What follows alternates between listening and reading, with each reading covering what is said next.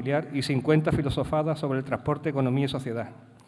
Bueno, Javier ya lo conocemos porque estuvo aquí también hace 2 años, nos dio una ponencia muy interesante sobre la empresa familiar y la verdad que esta ponencia creo que os va a gustar también. Se trata, Adam Smith se equivocaba y el sector del transporte también.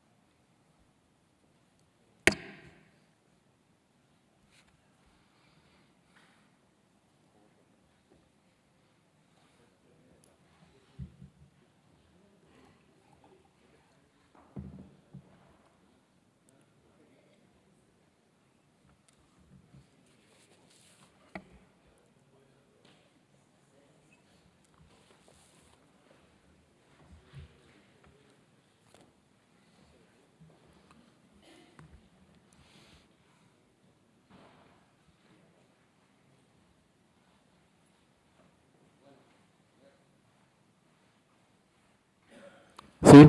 Uy, madre mía. Bueno, muy buenos días a todos.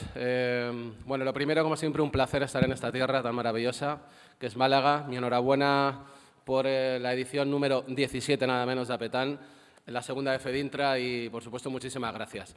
Gracias a todas las autoridades de transporte y no de transporte, a la Cuerpo de Seguridad del Estado y, sobre todo, a vosotros, a todos los que estáis aquí hoy, porque todos los que estáis aquí hoy es que al menos tenéis algo o ganas de aprender algo. Por lo tanto, muchísimas gracias por estar aquí.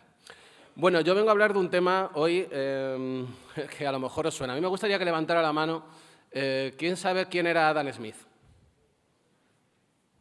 Bueno, oye, 5 o 6, no está mal. Y los vergonzosos que también seguramente lo sepan. Bueno, yo antes de hablar de Adam Smith, lo que vengo es realmente a hacer una reflexión personal. Y cuando hace alguien una reflexión personal es bueno y es malo.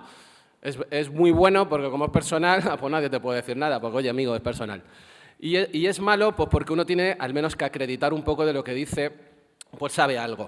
Por eso os he puesto un poco ahí, no para odiar a los pedantes, por lo tanto no es por pedantería, pero sí que como en España vivimos un momento en el que yo alucino, todo el mundo sabemos de todo, ¿no?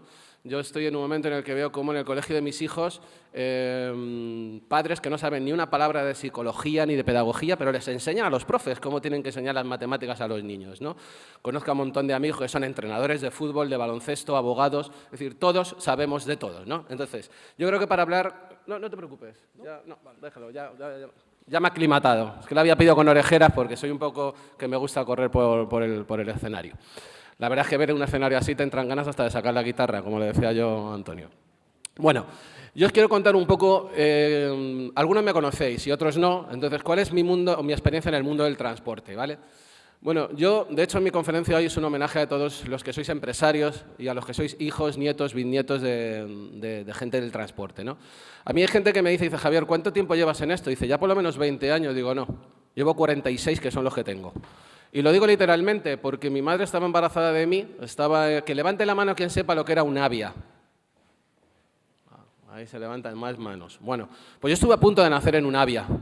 Mi madre estaba embarazada de mí, mi pobre padre la tuvo que llevar al hospital cuando estaba dándole contracciones mías y tuvo que ir al hospital para que yo naciera, ¿no? Entonces, yo como vosotros, como muchos de vosotros, pues sé lo que es fregar un autobús, sé lo que es conducirlo y sé lo que es pasar nervios cuando no te pasaban la ITV, cuando estaban las extraordinarias.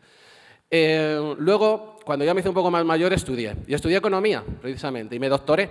Me doctoré en economía mientras me sacaba el carnet de conducir de autobuses, para que mi padre me pusiera una pequeña nómina. Todo esto os suena, ¿no? Que levante la mano a quien le suena. Venga, los vergonzosos, ir levantando las manos, ir levantando las manos. Y bueno, luego ya sucedía a mi padre en una empresa familiar, como muchas de las vuestras, y estuve 10 años peleando, viendo pues, a los toros, ¿no? Ahí en el ruedo, ¿no? Y luego, después de 10 años de tener la experiencia como empresario, pues tuvimos la suerte, la fortuna de que una compañía multinacional nos comprara. Y estuve 10 años de directivo en una multinacional.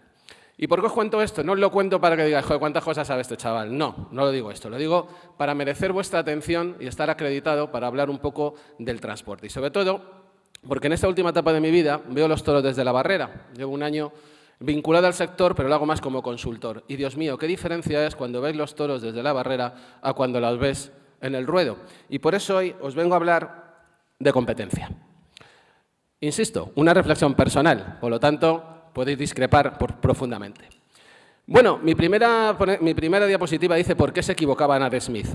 Yo no sé si, bueno, gracias Miguel porque he utilizado tus fotos del artículo, ¿vale? No sé, Miguel de Autobús y Autocares, he utilizado tus fotos, o sea que muchas gracias. No sé si alguien ha visto la película de Una mente maravillosa. Por favor, que levante la mano quien ha visto. Bueno, más manos, más manos. Yo os quiero ver activos. Bueno, esta película es una película fantástica, estuvo nominada a no sé cuántos Oscar y al final acabó mereciendo 4, entre ellos a la mejor dirección. Y cuenta la vida de John Nash. John Nash acabó siendo premio Nobel de Economía, sufriendo una esquizofrenia paranoide increíble, que es de lo que va la película.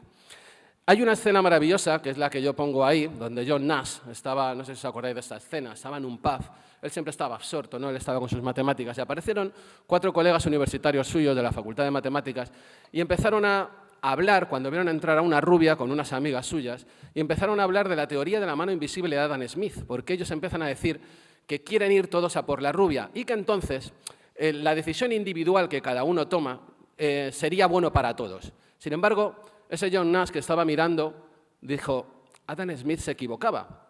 ¿Y por qué él dijo que Adam Smith se equivocaba? Porque Adam Smith hablaba de una teoría de la mano invisible, que se le llama así a la capacidad autorregulatoria que tienen los mercados. Él decía que en un mercado de economía de mercado, de libre mercado, cuando un panadero baja el precio, la acción seguida, porque él quiere bajar el precio, porque quiere vender más, la acción seguida es que su colega de al lado también lo baje porque él también quiere vender más. Y existe como una especie de aureola, una especie de mano invisible que controla la economía, que hace que el mercado se autorregule y que lo que tú haces individualmente sea bueno para todos.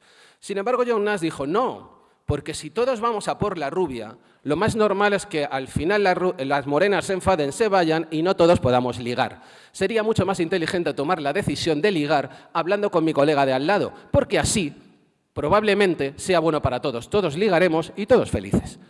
Bueno, esto, que dicho desde una escena televisiva, era la teoría de John Nash, la teoría de la colaboración y la cooperación versus la teoría de la mano invisible de Adam Smith. Bueno, yo os voy a hablar de sectores maduros y os voy a hablar un poco de transporte, pero el problema que tienen los sectores cuando maduran es que al final acaba, como desgraciadamente ha acabado el transporte, con un sálvese quien pueda, porque aquí, ahora mismo, lo que hace falta es ser el mejor, desgraciadamente, y el mejor en todo, como lo vamos a ver ahora. Porque cuando un sector madura, se produce el efecto del suma cero. ¿Qué significa el suma cero? Amigo, que lo que yo gano es porque tú lo pierdes. Las economías ya no crecen como crecían. Yo siempre pongo el ejemplo de mi padre. Yo cuando sucedía a mi padre crecía un autobús por año y mi padre no tenía departamento de ventas ni marketing. ¿Sabéis por qué? Porque España crecía. España crecía, crecía él. Crecía el colegio en el que daba transporte, crecía él. Ni marketing, ni SEO, ni nada. Él crecía. El problema, amigos, es que hoy eso ya no vale. Esto no va. Técnicos, por favor. Puede ser. Ah, perdón, ya está. Es otra flecha. Bueno, todos los sectores que un día son emergentes acaban madurando. Todos. Y los economistas decimos que tardan más o menos entre 20 y 30 años. Todos. No les deis más vueltas. Maduran. ¿Qué significa que un sector madura? Pues que el cliente, el comprador, empieza a tener muchísimo poder. Muchísimo poder. Y, por lo tanto, hace una búsqueda permanente del menor precio. Siempre está buscando el menor precio. Y la fidelidad acaba disminuyendo, acaba desapareciendo, porque todo el mundo busca el menor precio. Y, por lo tanto, el horizonte que se convierte en un sector es un océano rojo plagado de tiburones, donde ser el mejor de los tiburones será la única posibilidad que te da para sobrevivir. Michael Porter, no sé si os suena, era el gurú de los gurúes en estrategia empresarial. Decía que una empresa cuando se enfrenta a un sector maduro tiene 3 opciones. Primera, ser líder en costes. Amigo, si yo compro el gasoil más barato que el de al lado, tendré una ventaja competitiva sobre él. Ser líder en costes es la primera posibilidad. Segunda, ser diferente, una estrategia de diferenciación. Conseguir que el cliente sea capaz de pagar algo más por ti que por el competidor que tienes al lado, por una serie de factores que tú consigues que seas diferentes. Y todo lo hacemos, todo el mundo lo hacemos. No compramos el coche más barato, no compramos la camisa más barata, porque somos capaces de pagar un plus cuando eres diferente, o al menos resultas diferente en el mercado. Y la tercera estrategia que él señalaba era la especialización. También hay empresas que optan, venía hablando con una persona en el AVE que me lo comentaba, una empresa que decía, yo me he especializado completamente en un nicho de mercado y de ahí no me salgo. ¿Por qué? Entre otras cosas, porque no puedo ser el mejor en costes, ni tampoco puede ser el más diferente del mercado, porque para eso muchas veces se necesitan economías de escala que una pequeña empresa a veces no puede conseguir por mucho que quiera. Y por eso a veces tiende a especializarse. ¿Qué fallaba en el modelo teórico de la competencia perfecta? La competencia perfecta también la conocemos todos. Es súper bonita en la pizarra, queda muy chula. Mirad, es una curvita así que hace de oferta, otra curvita que hace de demanda y donde se cruzan el precio. Maravilloso, qué fácil es explicarlo. Sin embargo, el problema que tenía Adam Smith, él era profesor de moral, dedicó muchos años a ser profesor de moral. Él se olvidó de una cosa, y es que él basaba la teoría de la mano invisible en una cosa muy sencilla, en la bondad del ser humano. Y no siempre se da la bondad del ser humano, y muchísimo menos en negocios. Por eso a veces se da una ecuación imposible para determinar el precio, porque el precio no surge de esa perfecta ecuación teórica, el cruce entre la oferta y la demanda. El precio, en el mundo real, está plagado de muchas cosas. Hay lobbies, hay abusos de poder, hay monopolios, hay condiciones de contratación, voy a decir desleales, hay ilegalidades. Y todo eso no es la bondad del ser humano. Y eso es en lo que fallaba Adam Smith, porque su teoría de la mano invisible o capacidad autorregulatoria del mercado funciona siempre y cuando se suponga que el comportamiento de los agentes económicos es bondadoso / bueno. Os voy a hablar de Keynes. Keynes era otro economista un poco antagónico. Y Keynes es verdad que tiene mala fama. Yo he leído bastante sobre Keynes y los ultraliberalistas parece que no le gustaba nada, porque tiene fama de intervencionista. Él decía, Keynes pensaban que él quería intervenir con el Estado todo. Eso no lo decía Keynes. Keynes hizo una advertencia y dijo, señores, la economía de mercado es un sistema fantástico que tienen los países para usarla. Pero tengan cuidado, porque la economía de mercado es frágil. Y si no se controla y si no existe una autoridad garantista, se produce un fallo del mercado. Y eso se produce en transporte o en cualquier sector económico que ha madurado. Si no existe una autoridad garantista / Estado que controla bien la falta de bondad del ser humano, se produce lo que se produce. Se produce el deterioro de los mercados. Y eso, desde mi humilde punto de vista, con el que ustedes pueden discrepar, es lo que ha pasado en transporte, que está tocando fondo. Porque Keynes decía, señores, esa autoridad garantista tiene que intentar conseguir que esa curva de oferta y demanda se crucen en el punto intermedio para que fije el precio bajo una bondad del ser humano, porque hay que controlar la oferta. Y está muy bien que se controle la oferta, pero también hay que controlar el lado de la demanda. Está muy bien que la Comisión de Defensa de la Competencia vele porque no se adultere la competencia y no se pongan de acuerdo las empresas en fijar precios. Muy bien, pero también tiene ustedes que controlar la demanda. También tiene que usted velar porque a veces los clientes no abusen de su poder. Porque, señores, yo conozco clientes, y esto es lo que tiene ser libre, que ahora ya uno puede decir más bien lo que quiere. Antiguamente no lo era, ahora lo soy. Yo tenía clientes que me llegaron a decir, Javier, tienes que incumplir y si te pillan yo te pago la multa. Y esto sabéis, no voy a pedir que levante la mano, porque sería una pregunta malvada, pero sabéis que existe y lo habéis sufrido. Entonces, hay que controlar porque se vele la competencia desde el lado de la oferta, pero también desde la demanda. Y también desde los agentes claves. Hoy está de moda en este país ser muy sofista. Hay que decir siempre lo políticamente correcto. Yo hoy lo voy a intentar. Pero también hay que controlar que una administración pública, cuando saca un pliego de transporte, lo saque en base a un observatorio de costes. Porque si ya el precio de licitación va por debajo del observatorio de costes, usted también está contribuyendo a adulterar la competencia, porque no se puede vender por debajo de costes. Y si usted lo saca, a lo mejor inconscientemente, pero también está adulterando. Y miren más, también inclusive a otros agentes como pueden ser los trabajadores. Si usted es un trabajador que no vela, hace poco me contaba una persona, dice, Javier, qué a gusto estoy ahora en mi empresa. Era una empresa de transporte pública, evidentemente no voy a decir de dónde. Y me decía, Mira, ¿sabe lo que me pasó el otro día? Se prendió fuego el motor. ¿Y sabe lo que hice? Acelerar, para llegar y así no tenerme que quedar a esperar la grúa. Usted es un fantástico ser humano. Usted no tiene bondad ninguna. Y usted también está influyendo o adulterando la competencia. Es decir, la autoridad garantista tiene que estar en la oferta, tiene que estar en la demanda y tiene que estar en todos los agentes económicos que influyen en el modelo de competencia. Porque si no, deja de ser perfecta y se vuelve imperfecta. Y cuando ese fallo de mercado se apodera del sector, se produce una cosa que se llama enfermedad competitiva. Y cuando hay una enfermedad competitiva, se produce el vale todo. ¿Cuál es la situación competitiva una vez visto a Adam Smith y haber visto a Keynes? Que yo creo que vive el transporte. La madurez ha llegado al transporte y ha llegado para quedarse. Y os digo más, ha llegado de una manera más tardía. Ha llegado de una manera más tardía porque todavía quedan partes en el sector que no ha sufrido la competencia. Yo las llamo las pequeñas islas paradisíacas. No conocen la competencia porque nunca ha salido a concurso.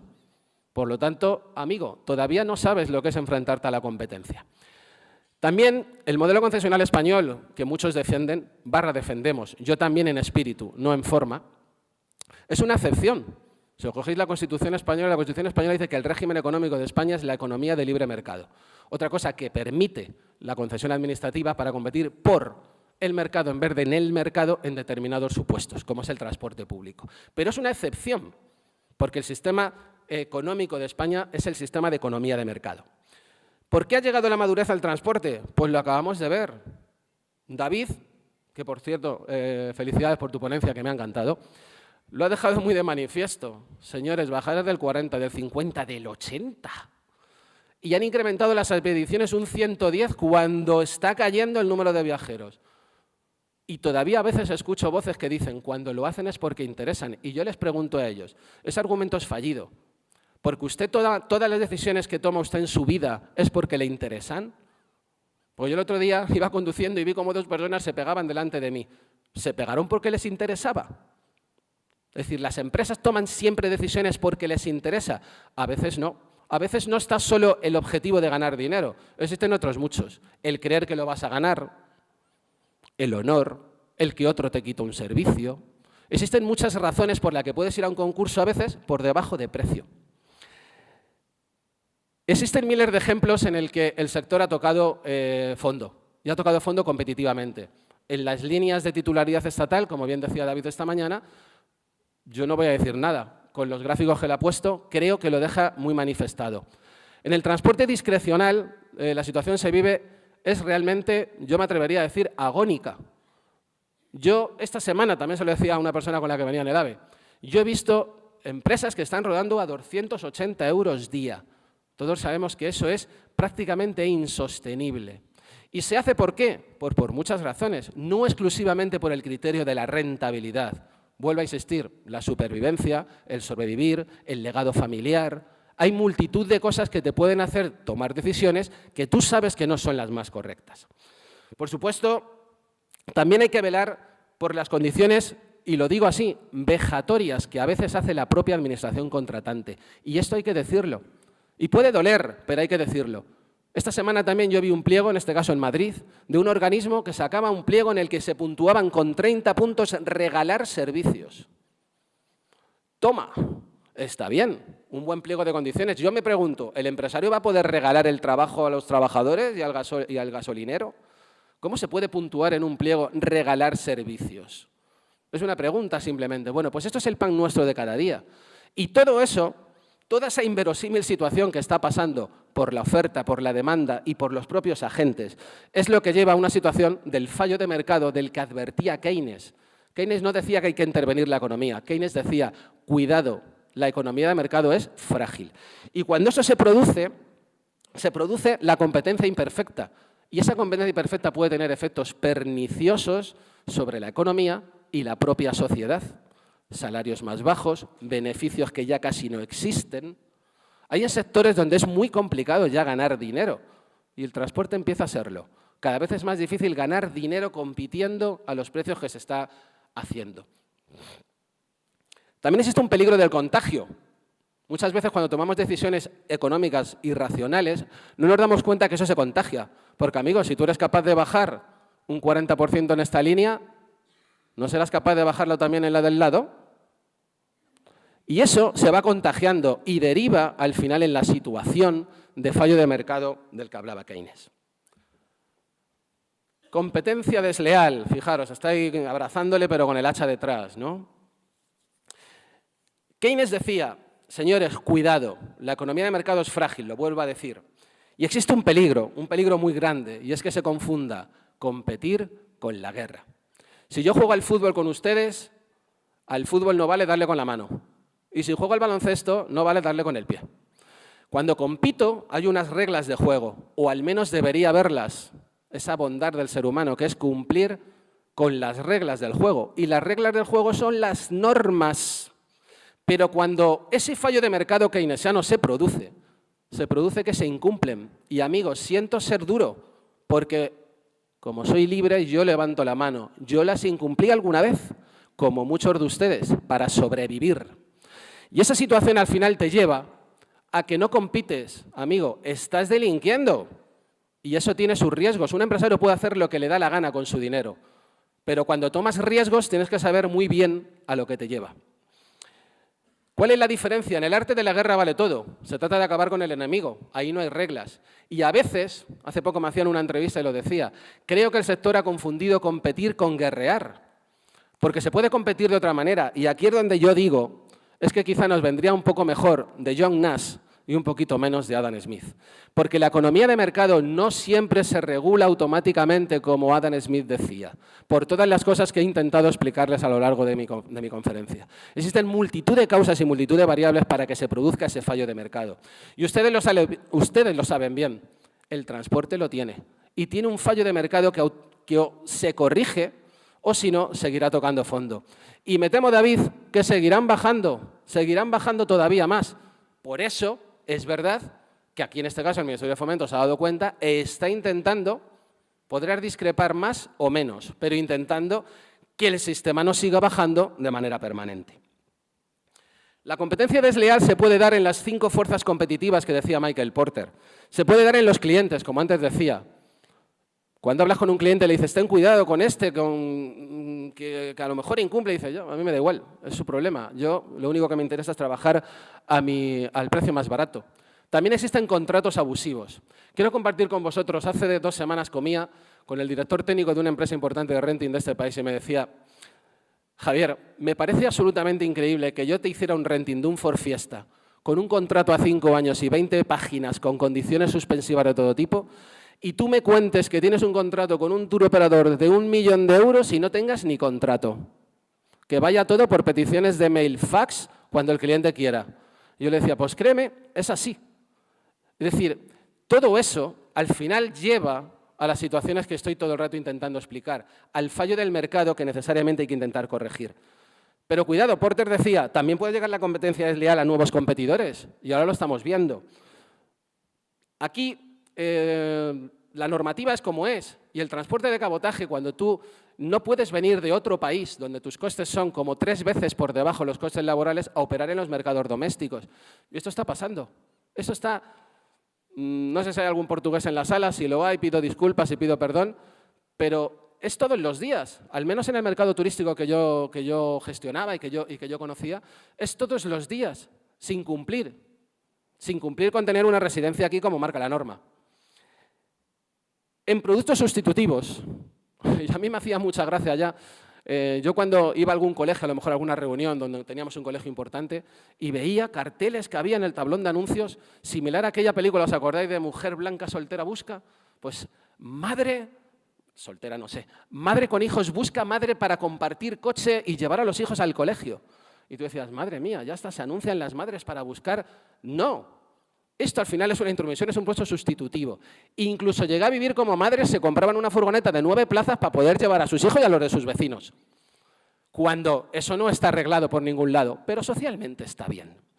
También entre competidores, por supuesto. Lo que pasa es que a mí me da rabia cuando solo hablamos de competencia desleal entre competidores. Efectivamente, todo el mundo nos quejamos del de al lado.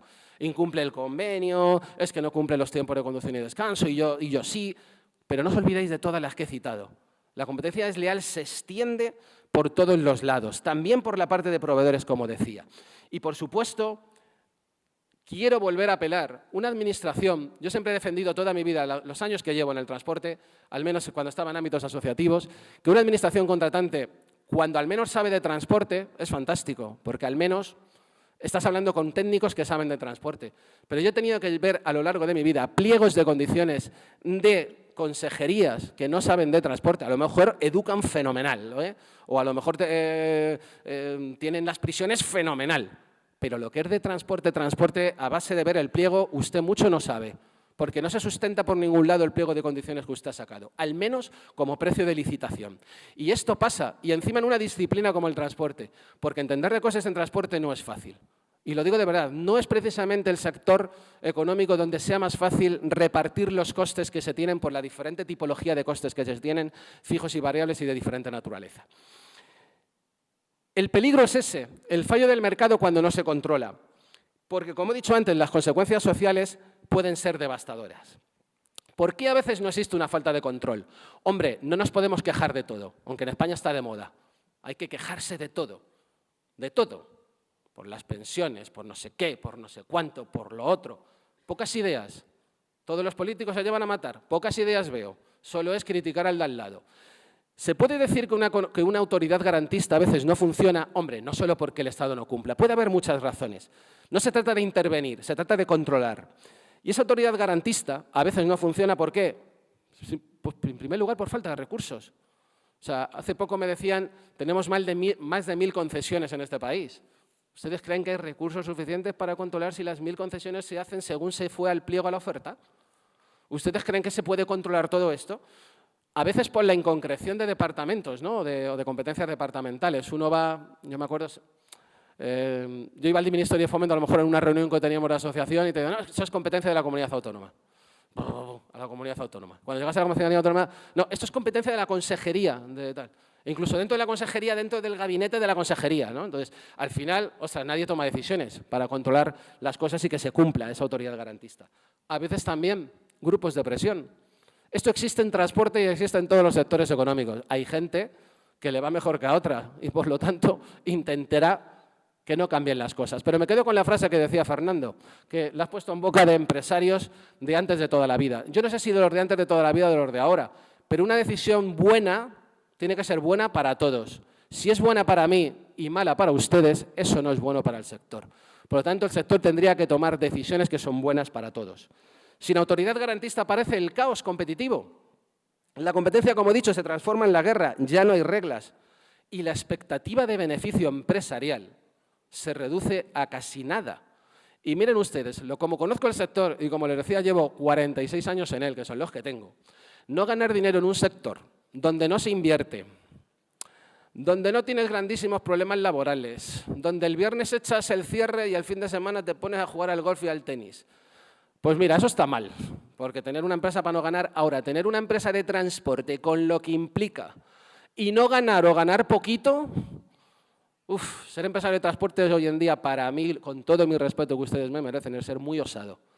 Porque para ser empresario de transporte hay que ganar dinero, y bastante dinero, porque si no, tiene una problemática. Todo el mundo se queja. Javier, a veces colegas míos de otros sectores me dicen, siempre dicen lo mismo del sector. Digo, pues que le conozco, y conozco otros sectores. Y el sector del transporte es especialmente difícil y duro, por todas las connotaciones que tiene, sobre todo por la movilidad. El despacho de abogados cierra el viernes y no se mueven los coches por Europa. Mi empresa de ahora, en una división en la que estoy, que hacemos cosas de formación, echamos el cierre y ningún problema de nada. Ay, amigo, cuando tienes los coches circulando por ahí hay problemas permanentes. Por lo tanto, la exigencia de retorno empresarial a la inversión debería ser inclusive mayor que en cualquier otro sector. ¿Cómo se sale de todo esto? Pues hace poco también me decía una persona en una entrevista, decía, te veo un poco pesimista. Digo, no, pesimista no, realista. Es cierto que me gusta más Becker, pero es que estamos con Galdós, porque está la situación como está. Por lo tanto, ya no valen tanto los cantos de sirena y los brindis al sol, porque el sector poco a poco sigue degenerando cada vez más. La cuestión es aquella cuestión de Hamlet, ¿no? To be or not to be. John Nash o Adam Smith, o un plan estratégico de todos, o que Dios reparta suerte, y la lucha de todos contra todos, créanme, no beneficia a nadie. No beneficia a nadie. El tiburón al final tiene que ser el mejor del océano, pero el océano está en rojo porque la sangre está diluyendo por todos los sitios. Por eso, desde mi punto de vista, esto no va a cambiar hasta que se alcance un consenso sectorial que trabaje por el bien común. En mi opinión, y vuelvo a decir, hoy me siento un poco como William Wallace, ¿no? Cuando gritaba allí libertad. Hoy soy más libre y entonces puedo decir cosas que antes, cuando defendía mi empresa o una multinacional, no podía decirlas. Pero siento ser un poco pesimista, porque si no se hace un plan estratégico que defienda a todos, la situación no va a cambiar mucho. Y tengo que decirlo, la situación de judicialización que vive el sector no es normal. Y lo digo con pena, lo digo con tristeza, pero produce sonrojo, porque algo se ha hecho mal. Seamos autocríticos. Algo se ha hecho mal y lo hemos hecho todos. Lo habrá hecho un poco mal el Ministerio, un poco mal las asociaciones, un poco mal los empresarios, un poco mal cada uno de nosotros por no ir a las reuniones cuando hay que ir. Pero cuando algo está judicializado todo en los tribunales, a mí al menos me produce cierto, con cariño, sonrojo. Porque no puede estar un sector en los tribunales permanentemente, porque eso significa que la competencia y las cosas no están fluyendo adecuadamente. Por eso, desde mi punto de vista, hay que crear una armonización de condiciones y criterios de competencia, porque no hay mayor injusticia desde un punto de vista empresarial que dedicarte a un negocio y ser un buen empresario y ser casi incapaz de ganar dinero. Un plan estratégico en el sector que sea conjunto, que sea global, que incluso nazca desde un punto cero, con valor de miras, lo decía hace poco también en un artículo que publiqué, dejando atrás quizá las rivalidades históricas de que fulanito me quitó no sé qué, menganito me quitó el no sé cuántos. Si no salimos de ahí, señores, esto es un bucle, allá ustedes, pero esto yo lo veo como un bucle. Hace poco hablaba con una persona de una asociación de este país y le decía, ¿te acuerdas? Es lo mismo que hace 30 años, pero a peor. Entonces, estamos en un bucle. Necesitamos que el sector esté de una vez junto, unido y mirando globalmente. Y más, que ahora lo voy a destinar, y ya termino para acabar, un acuerdo competitivo que defienda la igualdad de oportunidades y la meritocracia empresarial. Eso es lo que verdaderamente necesita un sector, que defienda la igualdad de oportunidades y la meritocracia. No un sector como el que desgraciadamente ahora mismo tenemos. Porque hacer un código deontológico del operador del transporte, un manual de buenas prácticas para la contratación del transporte, un observatorio de costes que sea real, ¿pero para qué lo hacemos? ¿Pero para qué se hace cada 6 meses en este país un observatorio de costes? Y luego otros diferentes en cada comunidad autónoma, porque claro, cada comunidad autónoma hay que entender que es un mundo. Una autoridad garantista que funcione. Y señores, si el Estado no la da, y cuando hablo de Estado hablo de administración en general, a lo mejor es el propio sector quien tiene que crear una propia autoridad garantista que vele porque se cumpla para que se dé una competencia perfecta y no imperfecta. Una apuesta de futuro real ante la incertidumbre actual, porque la situación es agónica, pero lo que ha pintado Fernando, como eso cuaje, yo no sé cómo va a acabar. No lo sé cómo va a acabar, pero que tiene pinta de que Dios te pille confesado, porque no sabemos cómo va a acabar y los experimentos ya sabéis, los justos. Mejor un plan consensuado. Por eso, vuelvo a repetir, no sé si es utopía o es realidad, pero antes decía David que él quería haceros pensar. Yo, lo mismo. Solo quiero haceros pensar. John Nash, o la teoría de la colaboración y cooperación entre agentes económicos, o todos a por la rubia y sálvese quien pueda. Y si nos quedamos sin ligar, pues chico, a casa. Y por último, una última pequeña diapositiva sobre el proyecto de reglamento europeo que Fernando ha tratado muy bien. Yo digo oportunidad o crisis, no lo sé, lo que sé que puede cambiarlo todo. Yo venía hoy en el AVE leyéndomelo en profundidad y la verdad que no de ocultar que en cierta manera me asustaba un poco, porque lo que he leído me ha parecido una competencia por la competencia. O sea, no he visto palabras sobre calidad, seguridad, eso sí, que luego no pase nada. En este país luego pasa algo y nos rasgamos las vestiduras, pero me parece un reglamento o un proyecto de reglamento donde es competir por competir. Y competir por competir puede pasar lo que he contado, tener los efectos perniciosos que puede tener y no ser nada bueno. Supone la bondad de Adam Smith ese reglamento, porque lo único que intenta es, por potenciar los tráficos internacionales, liberalizarlo todo. Y esto puede ser una oportunidad o puede ser una crisis que engorde más el caos competitivo. No lo sé, pero sí lo que creo de verdad. Se necesita un consenso sectorial y se necesita que cada uno salga de su despacho. A veces es duro dedicarle tiempo, pero yo me acuerdo cuando la asociación que sea presentaba un borrador de proyecto, si al final nadie opina. Luego todo el mundo se queja, pero nadie opina ni envía ahí sus sugerencias. Y aquí tenemos al presidente de Confebus, no sé si lo que digo te suena mal o no, pero casi nadie envía luego nada. Todo lo tiene que hacer la propia asociación. Es el empresario el que tiene que opinar. Por eso, solo digo, amigos, tenemos una oportunidad histórica quizá para remar en la misma dirección. Y si no, y de lo contrario, por terminar, les deseo lo mejor y que Dios reparta suerte. Muchísimas gracias y espero haberles hecho pensar, al menos. Muchas gracias. Muchas gracias. Solo una cosita, si quieren, ahora es mi 20 segundos de publicidad solo, no, por favor. Si quieren, ahí tengo el email, ¿vale? Si quieren ustedes la presentación tendré muchísimo gusto de enviarlo. Y bueno, esa es la compañía en la que trabajo ahora y que sí, encantado de poder ayudarles si alguna vez lo necesitan.